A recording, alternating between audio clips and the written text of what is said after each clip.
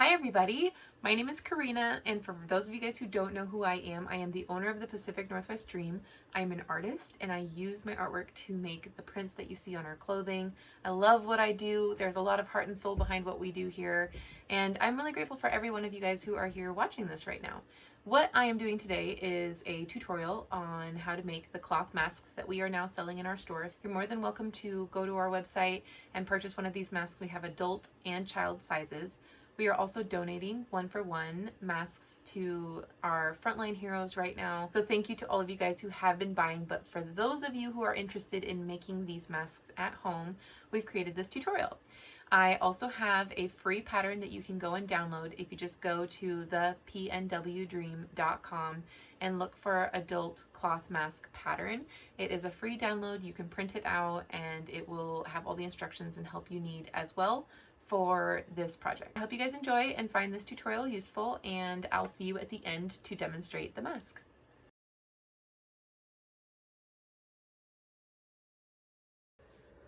All right, love, so we are going to start with cutting out the main piece.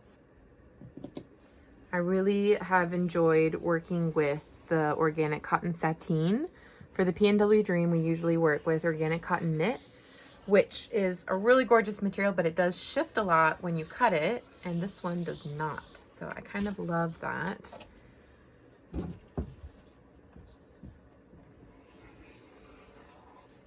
So we have our piece of material right there, and then you want to make sure that you also have your pieces of elastic.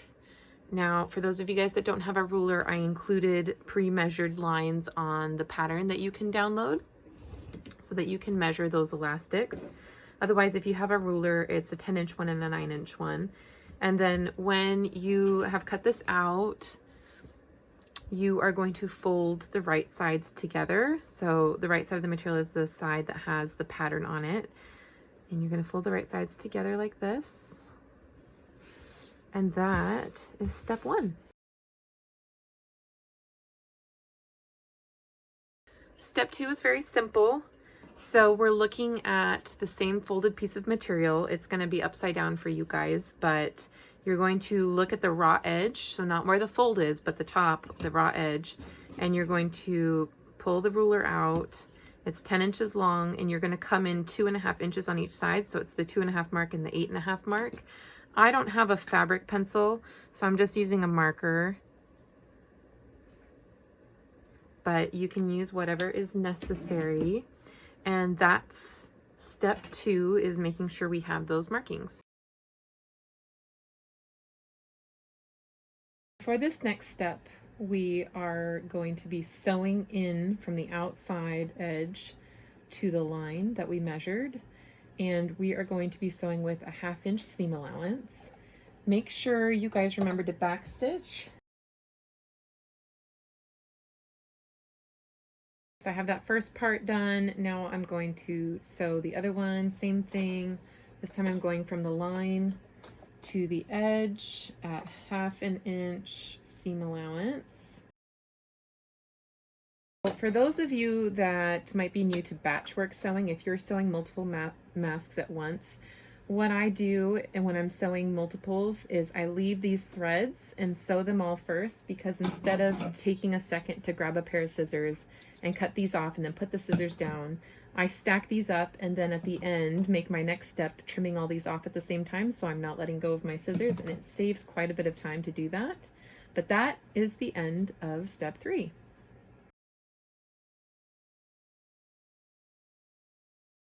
All right, so for this next step, it's best if you take a second to iron down the flaps along this seam and iron all the way across the open pocket there. I have a little bit more experience holding material and manipulating it as I sew, and so I'm pretty comfortable doing this without ironing it, but it definitely will make it easier, especially if you are new to sewing, to iron this down first. But what we're going to do once you do that is flip this around, and we're going to start sewing from the top here on the right flap, because that's where the needle is going to be, and we're going to sew 1/8 of an inch inside from that flap. What I do is I hold the material tight as I go, and then with my right hand I make sure I have the flat positioned well to go through underneath the foot. So I'm just pulling it tight again as far down as I can.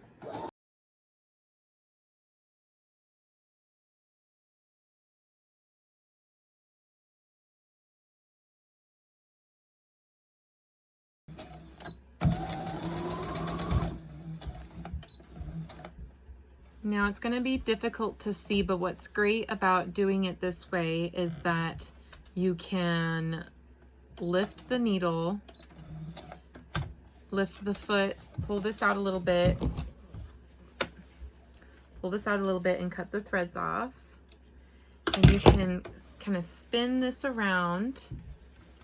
And now if you see from over there, the flattened bit, this side is the side I just sewed, and now I can start on this side from the top again. So I don't even have to wriggle this thing out of here. I just flip it around and go the other way.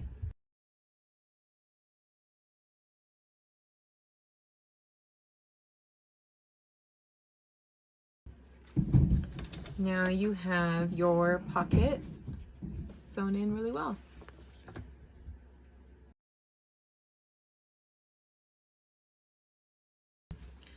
After you sew the pocket, you're going to want to flip this back around the other way. And what you're going to do is when you look at it, so I'll turn this around your way. When you look at it, you want the pocket facing you, and you want it about 1 inch from the top. So the very middle seam of the pocket that you see there, you want it about 1 inch from the top. Okay, and then when you're looking at this and you see the pattern underneath, when you look at it, you want it to be upside down so that the front of the mask is going to have it right side up.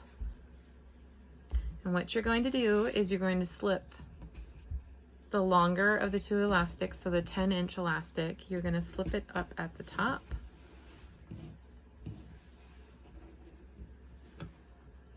And you're going to slip the bottom elastic at the bottom. And again, I'm doing this facing you guys. So now I'm going to hold the top elastic. I have the top elastic in the top. Try to grab it. So top elastic's up there, bottom elastic's in the bottom. Put this back at about 1 inch from the top. Here we go. What we're going to do now is we're going to sew these 2 sides while holding onto the elastic. So I am actually going to serge the edges of my mask. If you don't have a serger, a regular sewing machine is fine. You're just going to do a straight stitch 1/4 inch from the edge. So I'm grabbing that little bit of elastic and making sure I can see it over there, and it should be about 1/8 of an inch from the top of that fold. That's just to give it some room to come back out if it needs to. And I usually get it started so it's caught in the seam. If you guys have a serger, you know what I mean, and it's caught in the seam. Even if you're using a sewing machine, it's probably good to do that real quick as well. You can also pin these in place if that's easier for you. I avoid pins when I can, and just because of the extra step that they take when we do batch work. We use them when we really need to, which we will for a couple of these steps, but for this one, I really just need to start that, hold the second piece of elastic in place,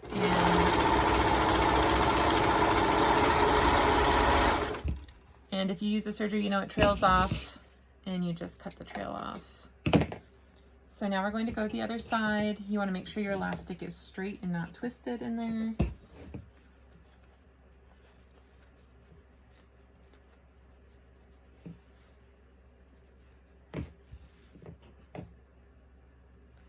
Again, I caught it. I made sure I can see it, and I'm going to catch that top bit.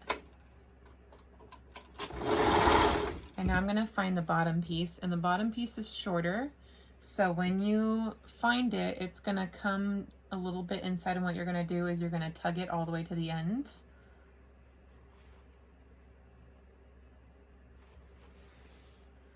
Tug it all the way to the end. Sorry for the shaky camera work when I'm sewing. Now you have the mask and you see how the bottom's a little bit scrunched because the bottom elastic is a little bit smaller. That's fine. What you can do now, if you have a sewing machine, you will have back stitched 1/4 of an inch in. For me on the serger, I'll tie these off. But right now I'm just going to show you flipping the mask inside out, kind of where we're at.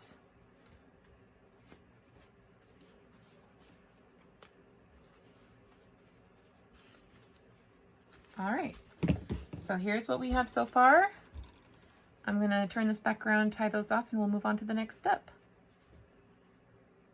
All right, so for those of you guys who don't have a serger, I'm going to show you how to sew the elastic in using a sewing machine. So when I position this, I make sure I see that elastic so that I know I'm gonna stitch over it, and I'm gonna make sure it's about 1/8 of an inch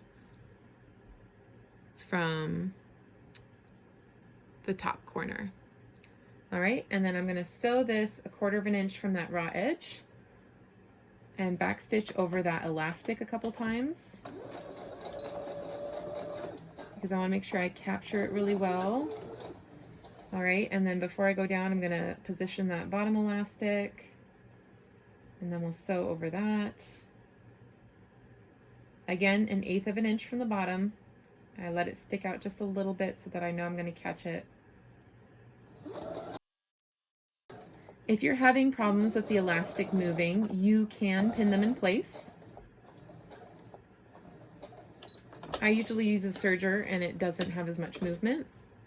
All right, so now for the other side, you're going to want to make sure that the elastic is straight, so it's not all twisted when you turn the mask inside out.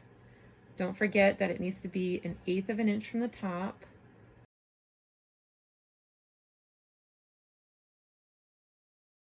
Now for this bottom elastic, when you find it and straighten it out and you pull it over to the edge, you're going to realize that a good amount of material is going to be scrunched up in order for it to reach the outside. That's exactly how it should be because this bottom part of the mask is meant to be tighter.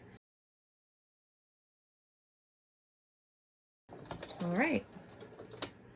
And now you have your mask like this. I'm going to, again, if you're doing batch work, I wouldn't trim this right now. I would do it after I have a stack because it would all be one step. But I'm going to do it now so that I can turn the mask inside out and go on to the next step for you guys. All right, so now what you're going to do is you're going to flip your mask around back the other way.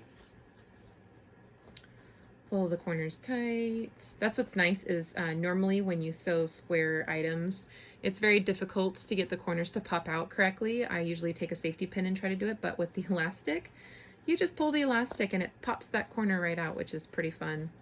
I wish I used to make blankets and it would be very difficult to get those corners of the blankets out.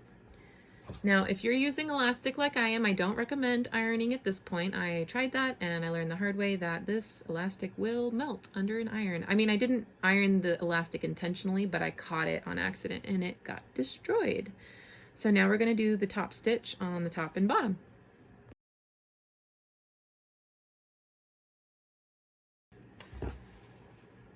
So for this next step, we're going to sew our top stitch, and that is just going to be 1/4 of an inch on the top line and on the bottom of our mask. So one thing I like to do, if you can with your sewing machine, depending on the style, is I slip the elastic underneath so it doesn't get caught.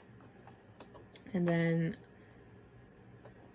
I sew 1/4 of an inch in. When my needle is centered, my foot is a great guide. I just need to line up the edge of the material to the edge of the foot, and it's going to be 1/4 of an inch in.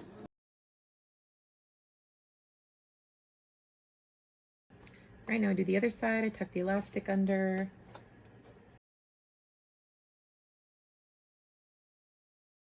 So now we have that next part done. We're going to move on to getting those pleats pinned on. This next step is something that I actually do use pins for.